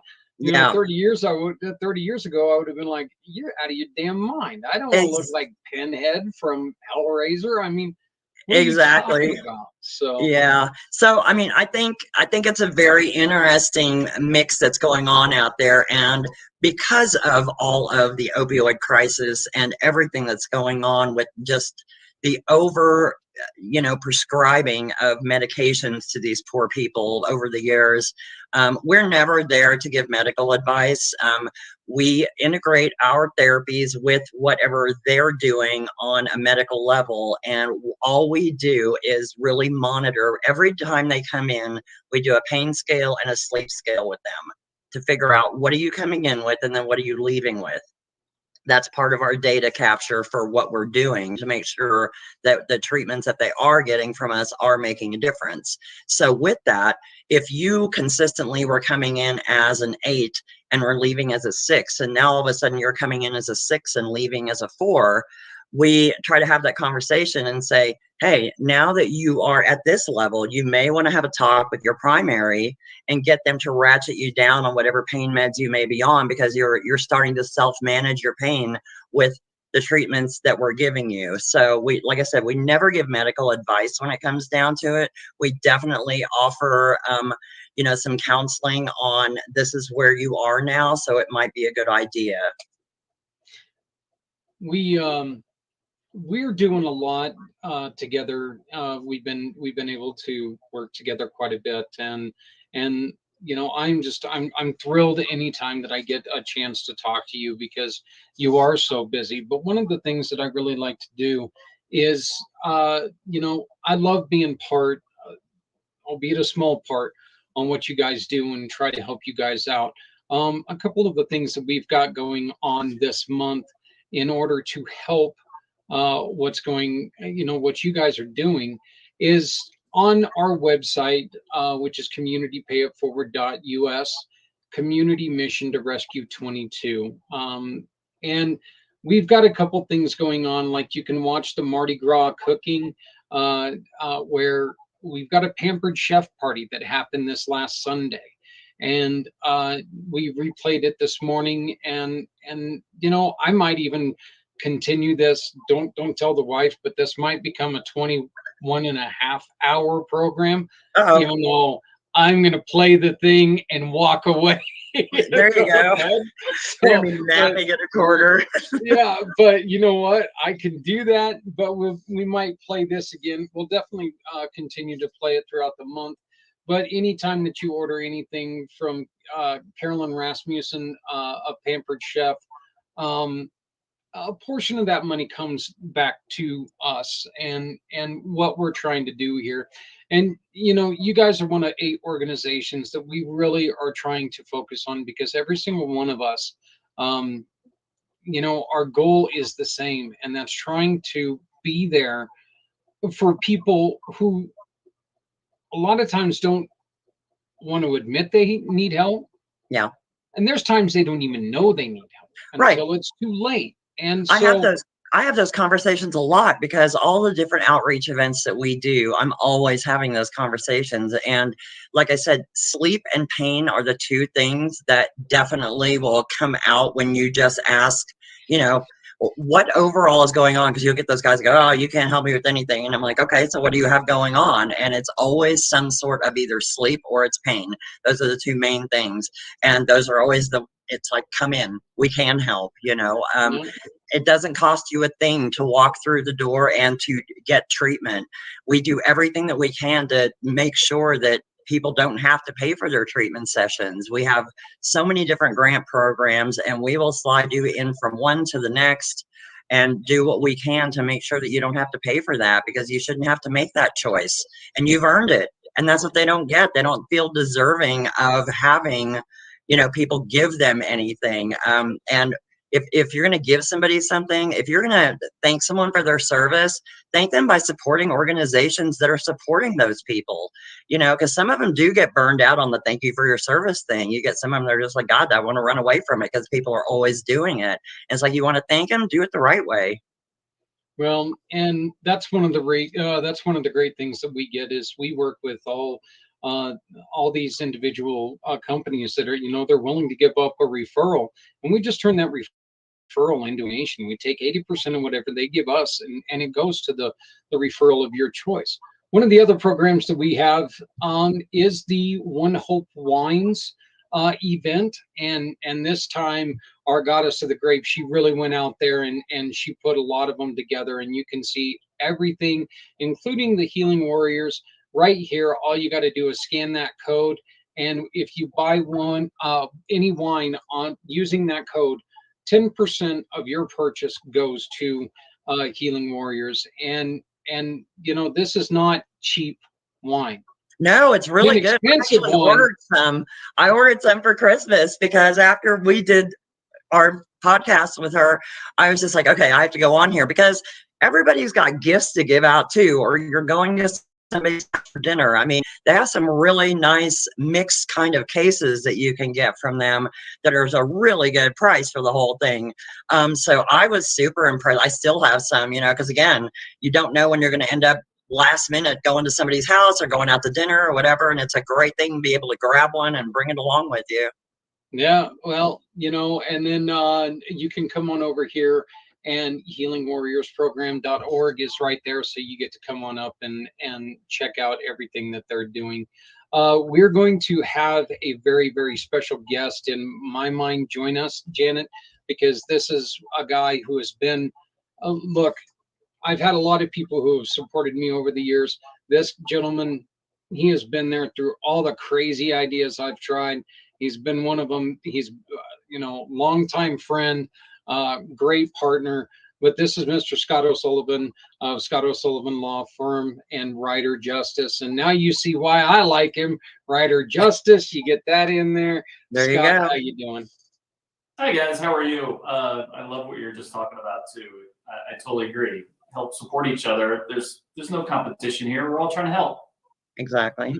And that's exactly it. Scott, you're down in the Denver area, and you get to see you get to see some of the veterans that walk around in the Denver area who, they need services like Healing Warriors. When they go down and they put up one of their pop-up tents, they need these services because they don't have access to anything else. What are some of the things that you see that could really help organizations like Healing Warriors make a bigger impact in Denver? What would you like to see people do in Denver to support Healing Warriors? Well, I think it's just really important to try to get the word out across the board. And, this is one way that you're doing it. Other ways is by different groups and organizations like yours and like Brighter Justice and other things that I'm a part of throughout the community, is just to help get the word out so that they know these services and these organizations are available to them to help with everything that they're, maybe going through at that moment. And the more you get the word out, the more people that can help, the better. Janet, Scott and I had a conversation the last time that we were able to go, sit down one-on-one, and we were talking about how there's a lot of times that we, as people who try to help others, there's a lot of burnout there. And we were talking about how there's times that we've got to be careful that we don't get too burned out, because there are so many people who, we're trying to help. And do you guys ever run that fear that, maybe we're overreaching? I think it happens organically with anybody, especially when you're a nonprofit, because you're trying to do so much more with so much less all the time. So, I think that's always a risk, but I think sometimes you just have to pick your priorities too. We get invited to a million different events all the time. And for the longest time, we had a staff of about 6. And there was just no way for me to clone myself to be at everything that people wanted me to be at. So I really had to just pick and choose and pick what I felt was going to be the best advantage for us to be there for. Now we've tripled our staff. And so I have minions and I have people. And so we can spread the word a little bit easier. Because like you were saying, yes, Denver, the Springs, and Longmont all have huge populations of veterans that are always in need. And our pop-up clinics, and it's not necessarily a tent, but I just thought I'd clear you up on that one. We're at VFW Post 1 every second Saturday in Denver. So it's always at a VFW post. It's 2601, I believe, I have to always remember. It's 209 in the Springs, and it is 2601 in Longmont. So if you get on our Facebook page under events, you can see all of our pop-up clinic schedule, and it's on that same Saturday every single month at that location, and anybody can walk in. You don't need an appointment. You just walk in. You have a DD-214 military ID, we will help. And a lot of times we bring extra stuff down there too. So if we have goodie bags or if we have care kits or any of that kind of stuff, we bring that stuff with us because we know that the homeless populations are stronger in those areas. And so that's a good opportunity for us to be able to give some extra stuff at those. So yeah, burnout, that's something that's going to happen. We try not to let it happen. And overreaching, I would rather overreach and reach one person that I can help and to underreach and not hit that person. So, and that's kind of exactly where we went with that. It's like, it gets to a point where, there's times that you feel like, damn, I could have done so much more, but I did what I did. And that's actually more of what I suffer with quite often. It's like going, geez, I wish I could do more, but you know what? Well, you need volunteer help. You need to get yourself a group of volunteers who can help you because you're trying to do everything all the time on your own. Totally agree. And you can't do that. That will burn you out. I have a huge network of volunteers that are huge helps. And building out those relationships with your volunteers and having those stand-up people who will just be there to go run those errands, to go pick up things from people. Because look how many times you and I have connected on me donating stuff to you, and it's always you.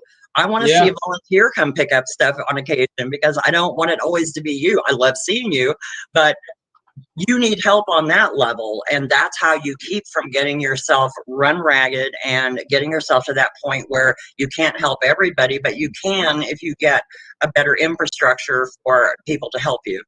Well, what I always tell people is that I feel like we are so close. I really do. I feel like we're so close to being where we want to be. Jana, we got people like you who take and work your ass off and do what you do. And once get the word spread on what we're trying to do. There's never been an easier way to fundraise for anything. You know, Yeah. we're not asking you to pull your wallet out. We're asking you to, we're asking you to shop with small to medium business. You know, we're asking you to, go and see our great sponsors like Scott and just thank him for keeping us alive. And it's truly one of those things that I think I really do. I think that we're so close, and I appreciate, that everybody watches out for me. You and Bart both, every time I talk to you guys. Bart. Oh yeah, Bart's coming on tonight. This is one of the greatest guys. Scott, I'll have to introduce you to him sometime. He is one of the greatest guys in the world, and his program is just awesome. But yeah. Biggest sweetheart ever. Yeah, I just saw him last week as we did an event over at Woodward Governor. And of course he was there, but he's my big teddy bear. I love seeing him every time. Oh, yeah. Yeah. So, but Janet, I'm going to ask you one more question. I'm going to let you go because I know how busy you are, and I want to talk a little bit with Scott. When somebody comes to you, they come to you and they say, I've got this problem, and I don't know if I'm going to make it through it. How do you start the conversation with them? Wow. I mean, it's a small question. Don't worry about it. Yeah. The client care navigators play a big portion of that because they're the ones who are trained to have those conversations. And depending on the level that we find them at, if they are suicidal, then we do what every organization needs to be doing, and that's, hook them up with a crisis counselor right away, or call the Veterans Crisis Hotline, the 988, and then press 1. We push that a lot, but we now have expanded our suicide prevention series, and it now also we're giving out pistol safes, which actually has a magnet on the pistol safe that is a picture frame that we want them to put any picture of anything that's going to make them take that moment to not open that pistol safe. So we're doing everything that we can on a preventative level, and then it's a matter of really just finding the right treatment series depending on why are they in that frame of mind. Is it the pain? Is it sleep? What is it that's causing them to go in that direction? So it's a tough conversation to have, but that's what our client care navigators are for. They're trained to have those conversations and to do the next steps that need to be done to get them. We haven't lost one yet. So I'm going to put that out there. We've done over 30,000 treatments. We've treated thousands of veterans and their families, and that's why it's important to bring the family units into it as well. We treat the veteran, their spouse, their partner, their parents. We bring them all into the picture because the caregivers are suffering as much as that veteran is, and it needs to be a collective when we treat these people. So we just figure out what path is the next path for these guys that we need to take. And like I said, we haven't lost one yet. So that's my claim to fame right now.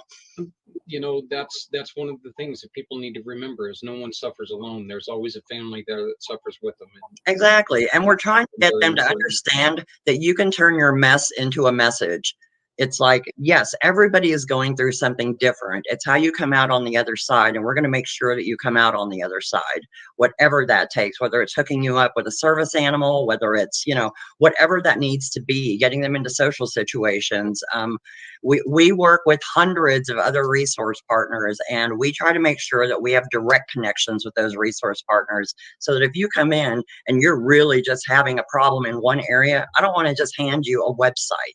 I want to be able to call up that person at that organization and say, hey, Bill, I've got Harry here who really needs some help. I need you two to hook up together and make an appointment so that we're not just saying, here, do what everybody else does. And here's a whole slew of websites to make you want to just bash your head against the wall worse than what you already are. Yep, so that's one of the things that we really want to make sure that we're trying to do is, you don't leave somebody with the website, you leave somebody with a solution. So exactly. That's kind of the whole reason why this got started. So Janet, thank you very much for the time. Love you. We'll talk to you very, very soon. Okay. Thanks, HealingWarriorsProgram.org, HealingWarriorsProgram.org. Make sure you go and check it out. They're doing some great work, and they're doing great work all over Colorado. So we appreciate it. Thank you, dear. Thanks. Nice to meet you, Janet. Nice to meet you, Scott. Scott, how you doing, my friend? Good, man. How are you? A little busy. Yeah, Yeah, I don't even know how you're going to do this for as long as you're doing it. It like blows my mind. yeah. Well, I guess it just kind of takes and shows you that, when you rattle your brain in a motorcycle accident, maybe not everything comes back to normal. So, but it's a cause that I really, really, really, truly want to find some solution, any solution. One life, you save one life, and this, you win. You win one case for a family. It's one of those things that that there's something in it, and it was worth it. And if we can save one life, if we can start one conversation that saves a life somewhere down the road, that's what we need to do. And I think it's so important. That's the reason why I wanted to bring you in, Scott, because you are very, very you're one of the most thoughtful people in the world. You're involved in so many things, and I know that that our warriors, that our heroes, are something that's very high on your list. You and I have done quite a few things together for the heroes. Do you have any stories from heroes where was your father or anybody in your family, were they in the service? Yeah, my dad was sort of in between Korea and Vietnam. And then just tons of friends who have served throughout all the years, especially going forward with the first Gulf War through today. So several friends over the years who left, cozy, easy lives to go do the right thing. And then all these years now as an attorney here in Colorado, helping, I sincerely don't know, dozens, 100 plus veterans and/or current service men and women. So from various levels, from as high as major general to colonel to privates. So kind of the whole gamut. Scott, one of the reasons why I think that one of the reasons why I know for a fact that I love and respect you as much as I do is that you're not one of those television screamers. Okay. You're not on there telling us that you can win, I can win you $45 million, but I got to pay for one. Yeah. Apparently now it's like, you got to say $1 billion, apparently. Yeah. So that's true. But you're not one of those people. You're very low key. You stay in your lane, you do your job, you take care of people so well. And it's so refreshing, because like I've said before, those people drive me crazy. Don't tell me what you've done for somebody else. What are you going to do for my family? And I think that that's one of the reasons why I do have the respect for you, because you know what, you tell people straight up, look, this is what we're going to do, and you call them by name, not by, hey, number, docket number, this. You Right. Actually get to know people. So I've never had any problem when I've got to get to be able to tell people about you. I never have any reservations whatsoever on sending them to you because of that. Well, that's very kind. And, I obviously love all the work that you're doing in the community, especially up north here in Colorado. And, I want to do one quick comment, and it was about the burnout. I think for all of us, if we're not right sort of on the edge of burnout, we're probably not trying hard enough. And I don't mean to belabor that point, but there is that fine line, and sometimes we all need that break. And that usually happens for me once every couple of years, where I get just one too many devastating calls in a row, and it really hits home, especially if it involves somebody's kid, and because I've got kids like you, and we put ourselves in those positions. But no, I appreciate it. I'm not a TV guy. I'm not that. I'm doing this a long time. Our whole goal is to help, kind of like what you said, is sort of one person at a time. I don't need to feed the beast with thousands of cases and make all this all this stuff up. And just trying to help one at a time. And I'm lucky enough that I know what I'm doing. I've been doing it a long time, and working with different organizations like yours and others that can actually help people too. Because sometimes there's only so much I can do, but there's different organizations we can put them in touch with.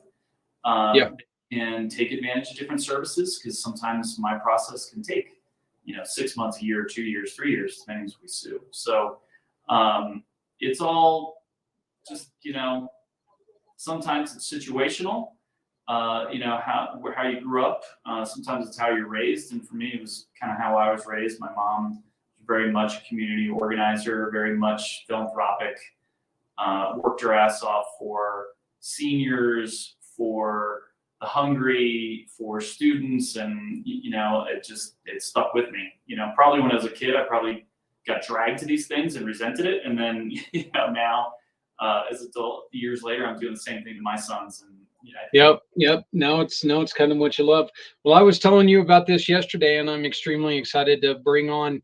We're going statewide now, or countrywide now. We've got a great friend of the program, Alan Holmes. He's one of our partners. How come he's not showing up there? And we got Mr. Z. Why isn't he showing up?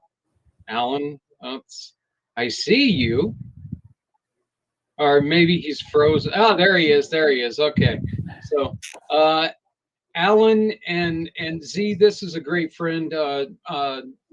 Scott O'Sullivan from down in Denver. So Mr. Z is in New York, and Alan is in Los Angeles. So we're all over the country now. But Scott, tell us a little bit about Rider Justice. This, of course, is one of my loves, because of, well, it's motorcycles. So those damned motorcycles. Yeah, I got a little pushback the other day because I talked about lane splitting apparently, and that was a no-no in Colorado. But the Rider Justice, I started it. It's now 5 or 6 years ago, and it started as the advocacy arm of my law firm. And what I mean by that is we were trying to help change laws to get phones out of people's hands while they're driving. I helped increase penalties now for the vulnerable user law. What that is motorcycle riders, bicycle riders, pedestrians, skateboarders, whatever you are, if you get hit by a car and you are seriously injured, we now have the ability to give prosecutors kickers to help make the crime worse. So rather than just a little slap on the wrist and a couple points, it's now there's potential to lose your license.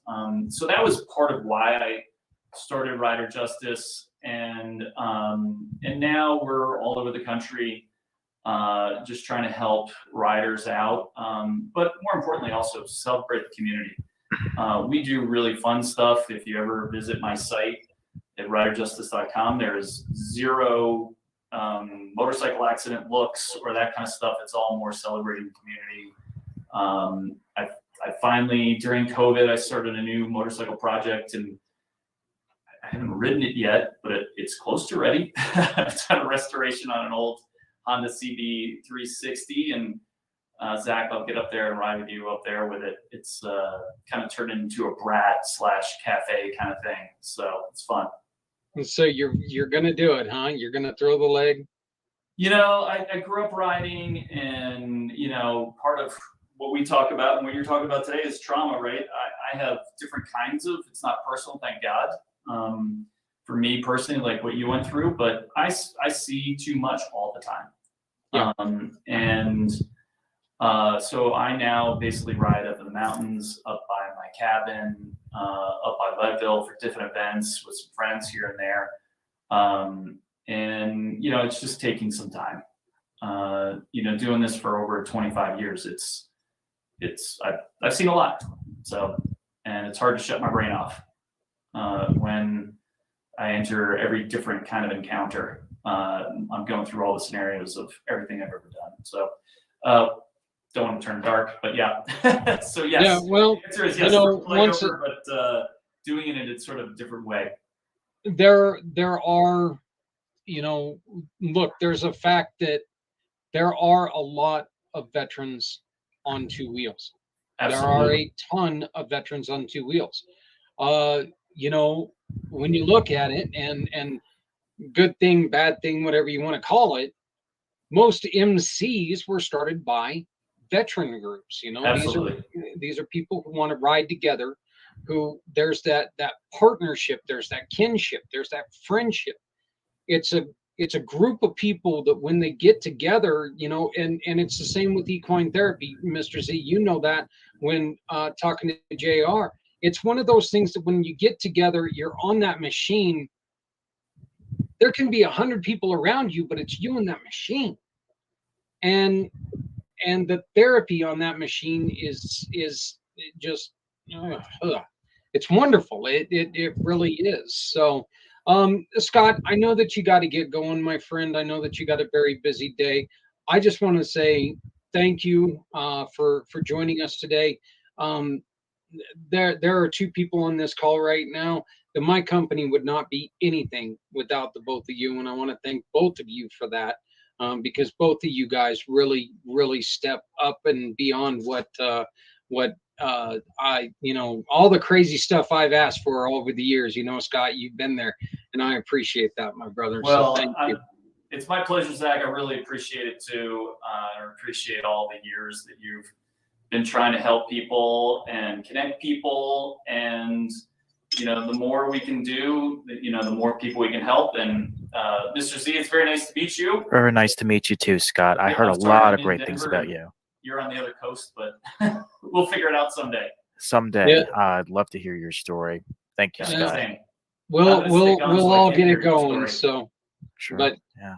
all right. Well, thank you, Scott, and we'll see you later. Make sure you go to Scott O'Sullivan or SullivanLawFirm.com. Yeah, OSullivanLawFirm.com or Rider Justice. RiderJustice.com, or you can find them both at CommunityPayItForward.us. Find out more information about him. You ever need somebody to talk? You need a referral? I'll gladly introduce you to this man, because everybody I've ever sent to him, you know, like he says, it's a struggle. Sometimes it's a struggle, but there's not a single one of them that once that struggle's over, you know, we can help during. This man's going to help you after. So, but thank you, sir. I appreciate that. And man, hang in there. You got a long day. Yeah, yeah. I'm almost close to, not even close to done. So, No, all right, we'll talk to you later. The zip code. Keep drinking and eating water, or drinking water and eating some food. I meant. All right, thanks, Zach. I'll contact you later, Scott. Thank you. Nice to meet you. All right, let's bring it back down. Lock down.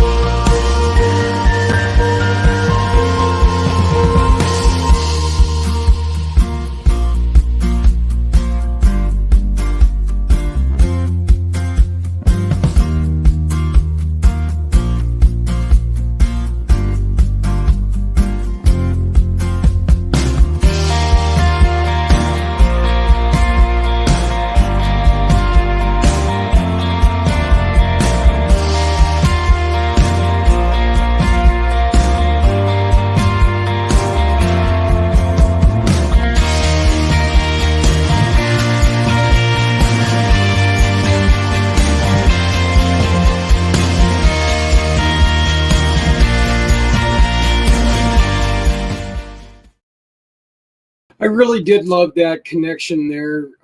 We had Daniel from Residential Rescue and Janet from Healing Warriors, two wonderful healing organizations. And that's what most of these veteran organizations that we're trying to help is they're healing. None of these organizations are a one thing and leave it alone, okay? Every single one of these people, that when they put their heads down at night, they're still thinking of ways to try to help you. The nonprofit world is crazy that way. You know, every day, you know that you've done some good, you know that you're going to do even better, but it's crazy because you never stop thinking about what you wish you could do and how much more you wish you could do. So please, please make sure that you go on ahead and support as many of these organizations as you can, because they're homegrown. Okay. These are the small guys. Quite disappointed in some of the news that Daniel told me about Amazon Smile.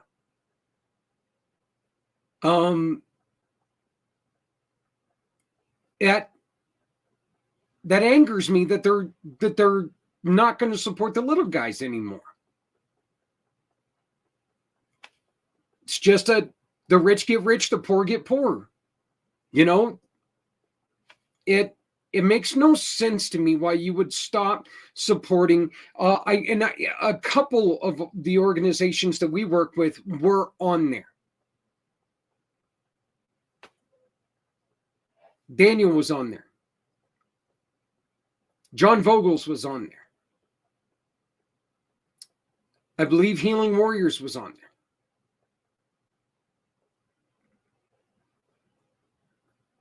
Don't want to speak for sure, but now you can't support them because they're not big enough. I'm going to tell you right now, you will never be too small for us to help you. We're here because the small guys work just as hard, if not harder, than the big guys.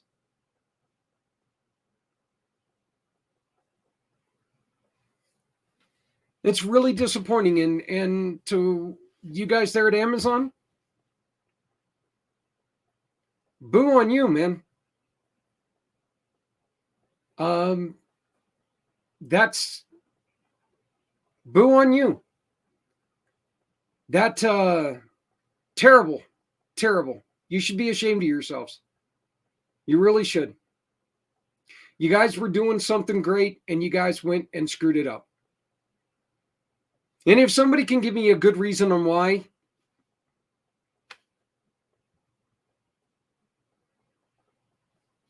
call me, because I'd love to hear it, because I got a million other reasons why you screwed up.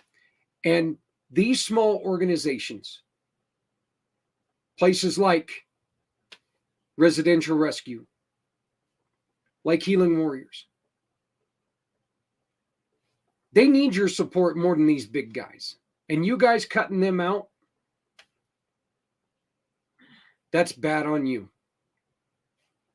That really is. So that was very disappointing for me to hear. But you know what? Again, you're never going to be too small for us to help you here.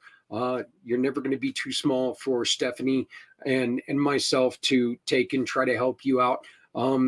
We're here to help you. I want to make sure that you do check out O'SullivanLawFirm.com.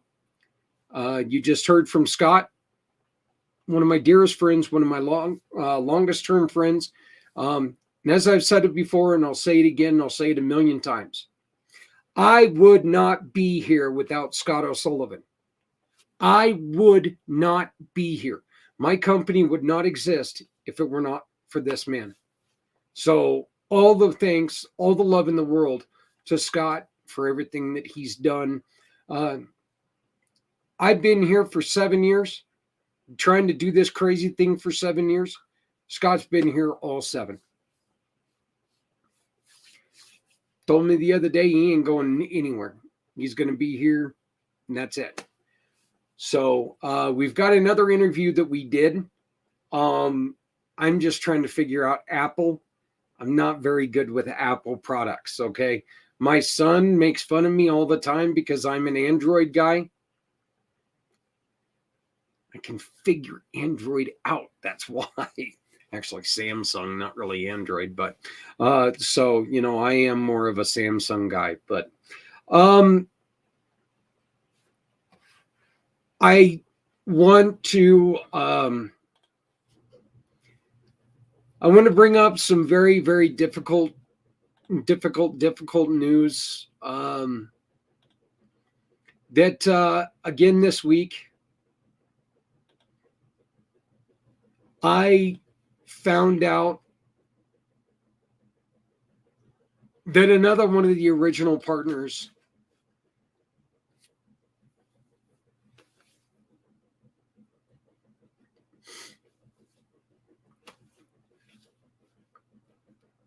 she was the one that I was helping the night that I went down on my motorcycle.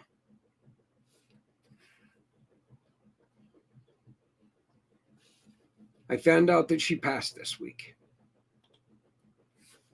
And I want to say rest in peace, Lisa. Your friendship meant a lot to me. Community Pay It Forward is here in large part because of your friendship, your partnership, and your support. You were one of the strongest people, kindest people I ever knew.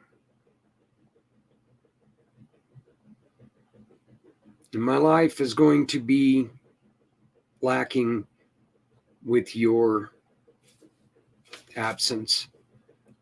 Lisa Miller, I love you, and I will miss you. I ask everybody to, again, and I say this all the time, please make sure that, before you go to sleep, you make sure that you tell somebody that you love them, even if you haven't seen them in a while, because you don't know if you're ever going to see them again. This was one of those things that I had a very difficult moment this week, and I made the realization that, I've lost track of a lot of people. COVID's done that to a lot of us. We're losing a lot of people. I know I'm losing a lot of friends right now. This is my second friend in less than 6 weeks to cancer. Lost Ducky a couple weeks ago. Many of you know I came on here and I said goodbye to her as well. Those are two losses that are just heart-wrenching to me. So, but Lisa, thank you.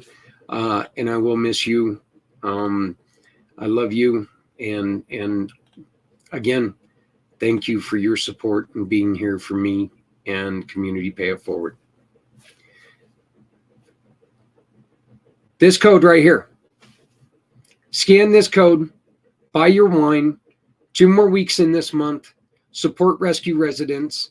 10% of anything that you buy goes to rescue residents. You can always find these shows on communitypayitforward.us. You can always find them right here on any of the PAC channels. Folks, that's it for me. Got to get going. My time is up. Please love somebody out there because somebody out here loves you. Make sure, look, if you're not helping someone, you're hurting everyone. No one needs to go it alone when we all come together. Thank you very much. Thank you to you all. Please make sure that you take care of each other. Folks, we're all we got. So have a great week. We'll talk to you on Friday. The rest of this interview will play on Friday, along with the first part of it as well. There's a lot in that video that you didn't get to see. So thank you to everyone who joined us, and we'll see you next week. Stepping out of her fear, bring me home. Out alone, to show me the way. You wanna be a part of Sunset Boulevard.